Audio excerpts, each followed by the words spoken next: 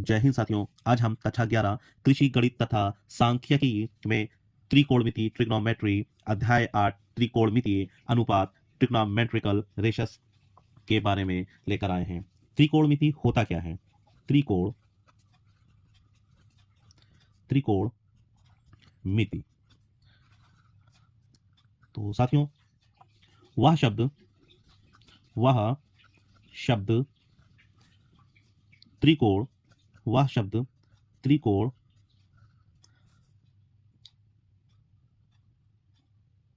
और वह शब्द त्रिकोण और मिति से मिलकर बना हो।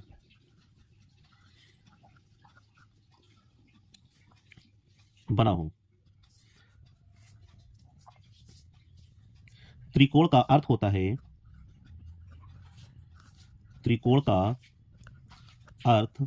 है त्रिभुज। मिति का अर्थ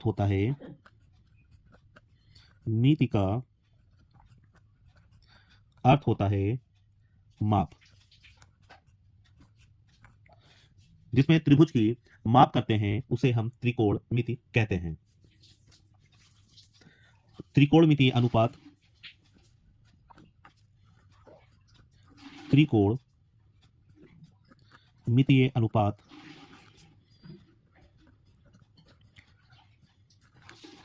इसके अंदर एक त्रिभुज होता है जो कि 90 डिग्री का एक एंगल होता है। 90 डिग्री के सामने वाली जो भुजा होती है उसे हम कर्ण कहते हैं।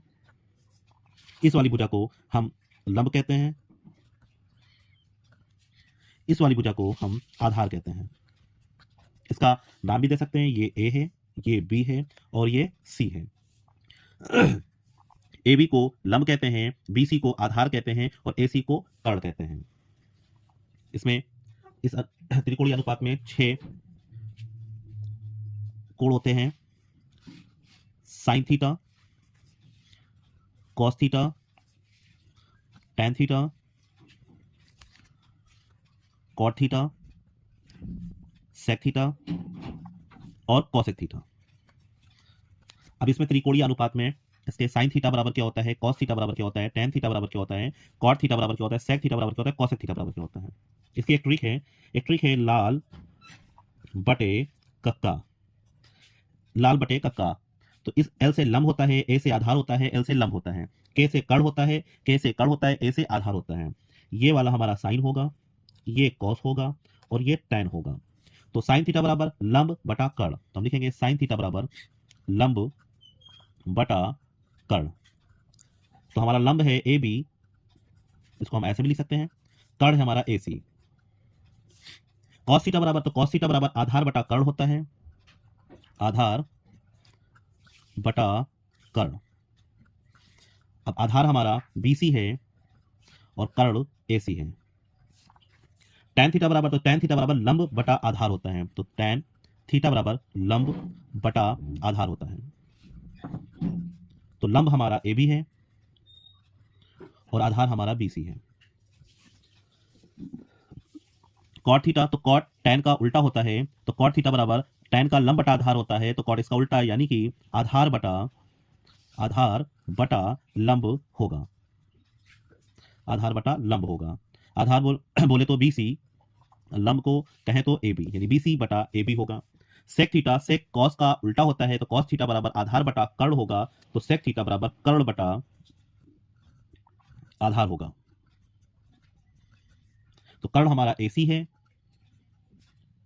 और आधार हमारा BC है। कॉसेक थीटा जो कि साइन का अपोजिट होता है, साइन थीटा बराबर लंब बटा कर्ण होता है, तो कॉसेक थीटा बराबर कर्ण बटा लंब होगा। AC बटा AB। तो साइन थीटा बराबर लंब बटा कर्ण, कॉस थीटा बराबर आधार बटा कर्ण, टैन थीटा बराबर लंब बटा आधार, कॉट थीटा बराबर आधार बटा लंब, सेक थीटा बराबर कर्ण बटा आधार और कॉसेक थीटा बराबर कर्ण बटा लंब होगा। क्वेश्चंस सॉल्व करते हैं।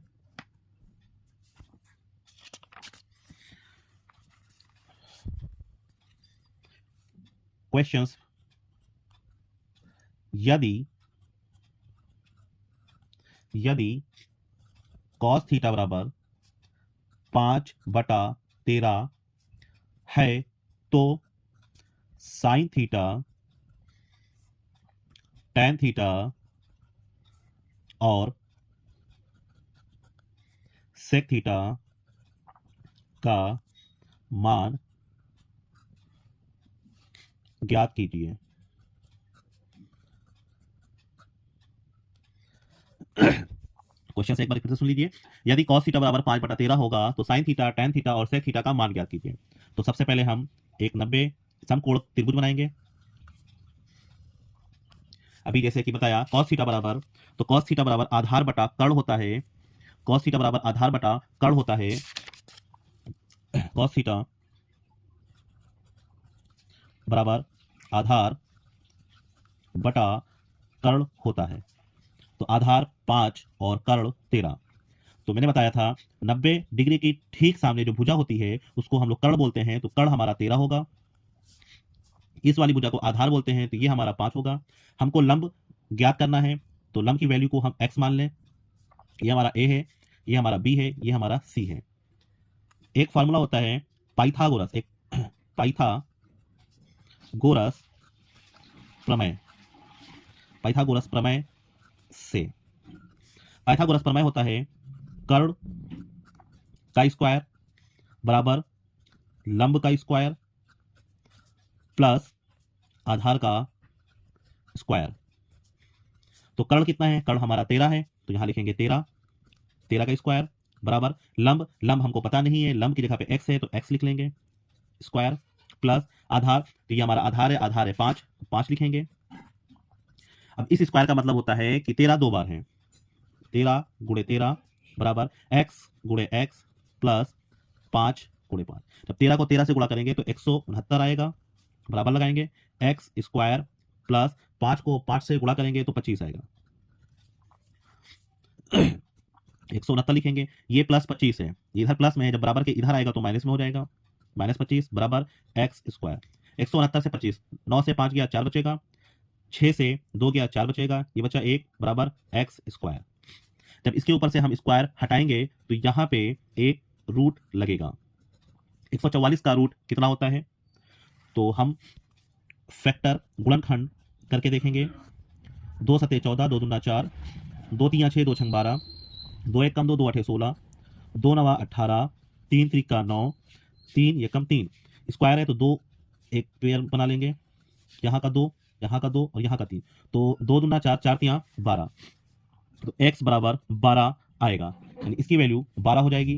अब हमसे कह रहा है साइन थीटा बराबर, तो साइन थीटा बराबर तो पता है साइन थीटा बराबर लंब बटा कर्ण होता है, तो लिखेंगे साइन थीटा बराबर लंब बटा कर्ण। तो लंब कितना है? ये हमारा लंब है, लंब हमारा 12 है और कर्ण हमारा 13 है, तो साइन थीटा बराबर 12/13 होगा। उसके बाद कह रहा tan थीटा बराबर, तो लिखेंगे tan थीटा बराबर, तो tan थीटा बराबर क्या होता है? tan थीटा बराबर लंब बटा आधार होता है, लंब बटा आधार। तो लंब कितना है हमारा? लंब हमारा 12 है, आधार 5 है, तो tan थीटा बराबर होगा 12/5। फिर उसके बाद sec थीटा की वैल्यू पूछ रहा है, तो sec थीटा बराबर, तो sec थीटा बराबर होता है कर्ण बटा आधार, तो sec थीटा बराबर लिखेंगे कर्ण बटा आधार। तो कर्ण कितना है? कर्ण हमारा 13 है, तो यहाँ पे 13 लिखेंगे, बटा लगाएंगे आधार, तो आधार हमारा 5 है, तो यहाँ 5 लिखेंगे। तो sec थीटा बराबर 13/5 होगा। तो तीनों की वैल्यू निकल आई। साइन थीटा बराबर लंब बटा कर्ण तो 12/13 होगा, tan थीटा बराबर लंब बटा आधार तो 12/5 होगा, sec थीटा बराबर कर्ण बटा आधार तो 13/5 होगा। तो वीडियो कैसी लगी? अच्छी लगी है तो लाइक करें, शेयर करें और सब्सक्राइब करना ना भूलें। जय हिंद साथियों।